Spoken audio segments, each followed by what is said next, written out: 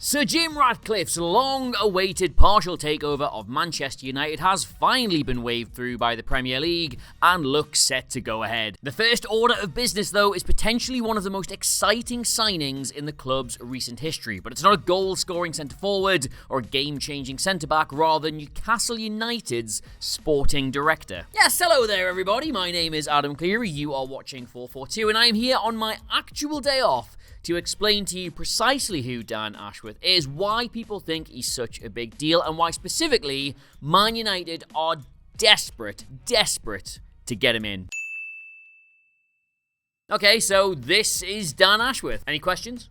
Actually, I will say, before I start, I'm just going to have an assumption here of you having, zero working knowledge of this guy or the situation. Now, if you're already a Man United fan, or you've been following this story closely, the first few minutes might seem a little basic and surface level, but I'm just going to make sure we've got all our bases covered, and then we'll get into why this particular three-course meal is incredibly meaty and even more juicy. So, as we mentioned at the start, Dan Ashworth is Newcastle United's current sporting director. He was like a youth team player at Norwich City, got released when he was 17, so he never made it in the game itself, but since then he's worked his way up through various clubs in England to become considered genuinely one of the most important men in the game in this country. He's the man credited with being the mastermind behind the England DNA project, which of course has seen all the England youth teams go on to dominate pretty much every single tournament they've been in over the last 5 years. We'll talk about this more in a little bit, but if England do go on to win the Euros this summer, they'll do so with a pool of young players who almost all come through that project. But away from England, though, Ashworth is probably best known for being the man credited for turning Brighton into one of the most well-run clubs in the entire world. He took over as their technical director in 2019, completely revolutionized how the club operated all of its footballing business, and within a year of that appointment, they'd gone from finishing 15th and 17th to finishing 9th and 6th. Now, as I'm sure you no doubt got slightly sick of hearing last season, one of the main things behind Brighton's success was this incredible model they had off the pitch, where they had this fantastic scouting network, they had clear pathways for these players to get into the first team, they knew precisely how they were going to develop them, and then they were excellent at selling them off for an absolutely enormous profit. Now, it is a massive oversimplification to say this, and I will unpack it better in a little bit, but Dan Ashworth is the reason they ran that way. He is one of the main reasons they had that success. And in fact, so successful was it that when Newcastle United were purchased by PIF in Saudi Arabia, and they had their choice of anybody in the world to come in and take over the footballing operations, Dan Ashworth was their top and only target. They paid quite the pretty penny to prize him away from the Seagulls, paid a prettier penny still to get him off the gardening leave, or notice as normal people would have to call it, and he has been masterminding the development of Newcastle ever since then. That is until, if reports in The Athletic last night from David Ornstein are to be believed, now, as Manchester United fans will know, Sir Jim Ratcliffe is not buying the club outright. He's getting a 25% stake in it, but with that comes the burden of footballing operations. He will be overseeing the football club from the perspective of the on-field results, the recruitment, the coaching, the talent acquisition, the physiotherapy, basically all the stuff you're allowed to do on Football Manager, all the stuff that directly relates to football. Now, of course, while he will be setting out the vision for all this, Jim Ratcliffe is not going to go around the world and scout players and sign them and tell Eric Ten Hag who should be playing here, there, and everywhere. He is going to build a structure at the club that will allow them to succeed in this way. And just as happened with Newcastle after their takeover, the man he really wants to do this is Dan Ashworth. So what exactly is a sporting director, right? Well, in Dan Ashworth's own words, every single footballing department at a club is a spoke on a wheel, and the sporting director is I don't know what the word for the middle of a wheel is. The middle of the wheel. The hub? That's not right. Is there even a word for this? All right, never mind that. We're all visual learners, aren't we? So here is something I have really badly made, and it sort of represents all the departments at a football club. And as you, of course, know, the roller coaster of being a football club means that this wheel will rotate, with different departments being more important than others as different things are happening. Might have a really intense run of games, so the manager's probably the most important person at the club. It might be the summer transfer window, so your recruitment department are the most important people at the club. You might have loads of injuries, so you want to make sure you're well stocked in that. You get how it works. Well, the job of a sporting director, and indeed what Dan Ashworth is considered the best in the country at, is being Here, at the very center of it all. He is not physically doing any of these jobs that go around him, but he is making sure that people in those positions are A, the right people to be doing those jobs, and B, are sufficiently well supported that they can do them well. And this is why I said the way he gets credited for what happened at Brighton is a little bit of an oversimplification, right? Dan Ashworth does not go out and scout players. He did not find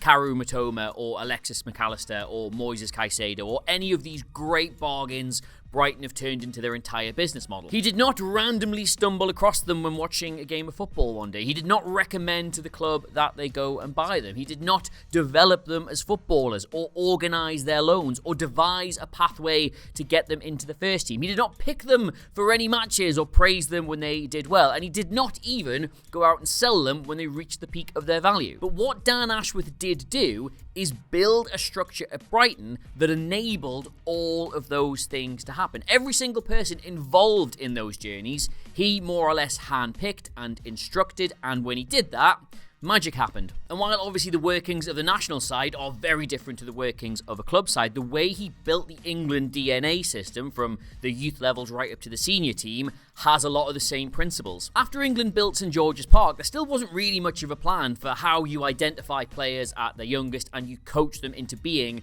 full internationals for their country. It was basically just a system of, we'll have different things in different places and the cream will always rise to the top, and then we'll have a elite level manager like a Capello or a Roy Hodgson or somebody in place who will pick them, and then we'll go and win tournaments. And then lo and behold, not only did England not win any tournaments, but they were just hopeless in all of them and getting worse. So this whole England DNA structure, which if you've got like half an hour spare, the presentation is still available on the FA website for free. You can just go and download it. Talks about how you then have consistency all the way through the national side so that when you do identify players at a young age, there's a clear pathway to developing them into elite footballers. And essentially, the very core of this idea was sort of thinking, right, okay, how is football going to be played, not now, but in 5 years, 10 years, 15 years, and can we start to instill some of those core attributes in players from a young age? Now, tactics and systems and formations, they will change loads over time. You haven't got to worry about having them all play the exact same system,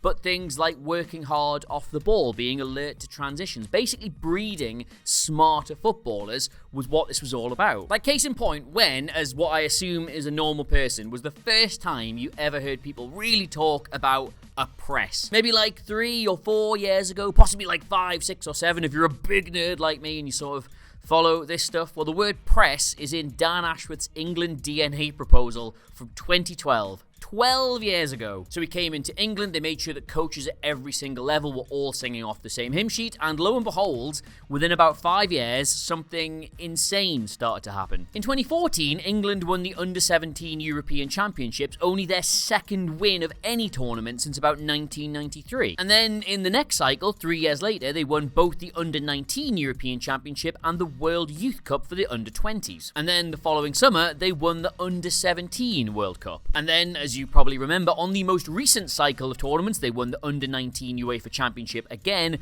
as well as the Under-21 Euros in the summer just gone. Just to clarify here, right, between 1993 and 2017, England won 1 tournament at youth level. But then just a few short years after Ashworth's England DNA policy was brought in, they won 5 in 5 years. So why do Man United want him so badly then? Well, the easiest way of putting this is that while they still do get good results on the pitch and they do have good players and good things do occasionally happen, in terms of their overall footballing operations, they are a show. Now, if you are a Man United fan, or even if you're not, to be honest, you probably caught the reports at the end of last year about just what a circus it was behind the scenes at Old Trafford. They had a deal to sign Frankie de Jong all sorted out, but simply couldn't get enough players off the books. They'd identified Antony at being worth about £25 million, and then in a panic ended up paying 86 for him. Ten Hag had apparently greenlit the transfer of Casemiro on the understanding that it wouldn't impact his ability to get a striker, and then was told, oh sorry, that was all the money for the striker. Fundamentally, not a single footballing department at Manchester United feels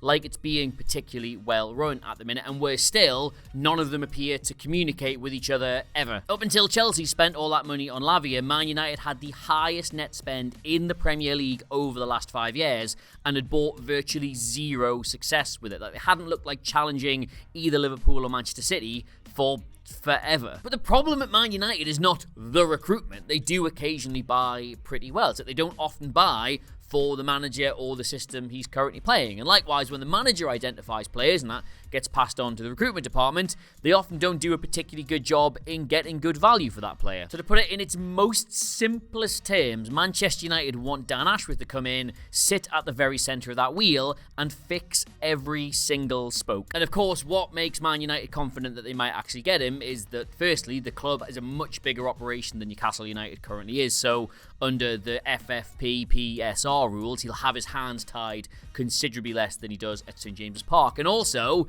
he's really good mates with Sir David Brailsford, who's involved in the operation there, and the chance to just go and work with your pals, even for millions of pounds, is a bit of a draw. So there you go, that is who Dan Ashworth is, why Man United want him, and why Newcastle will desperately not want to lose him. But I'm sure you have thoughts, feelings, things in your heart, all your own on this, so please do get them in the comment section below, because we do like to read them. And if you've enjoyed this video, please do consider subscribing to us here at FourFourTwo on YouTube. It's the one metric that really helps us grow the channel, so whenever you click that button, good things happen to me personally, and that's nice, isn't it? Latest issue of the mag's on sale. My God, how pretty does that look? All good retailers and the crap ones too. And you can get me on Twitter at Adam Clery, Clery. And no, I will not stop calling it Twitter. So until next time, dear friends, which is like tomorrow, because we publish every day, should have mentioned that before. I'll see you soon. Bye!